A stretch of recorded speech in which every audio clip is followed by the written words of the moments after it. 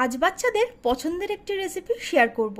Welcome to episode 1 of tiffin series. বানাচ্ছি mango pancake. Mixing জারের মধ্যে নিয়ে নিলাম 1 কাপ পাকা আমের টুকরো, সঙ্গে দিচ্ছি 1/3 কাপ চিনি, আর দেব 1.5 টেবিল চামচ বাটার। একটা ডিম দিয়ে দিলাম। পরিমাণ মতো দুধ দিয়ে এর একটা মিহি পেস্ট তৈরি করে নেব। আর এর মধ্যে দিচ্ছি 1 কাপ ময়দা, 1 চা চামচ বেকিং পাউডার, 1/2 চা চামচ বেকিং সোডা, আর দিচ্ছি অল্প একটু লবণ। এবার সবকিছুকে খুব ভালোভাবে মিশিয়ে নিতে হবে। এখানে আমার 3/4 কাপ দুধ লেগেছে এই ব্যাটারটা তৈরি করার জন্য। একটা ননস্টিক প্যান গরম করে অল্প একটু বাটার দিয়ে দিলাম, তারপর একটা টিস্যু দিয়ে এটাকে মুছে দিচ্ছি।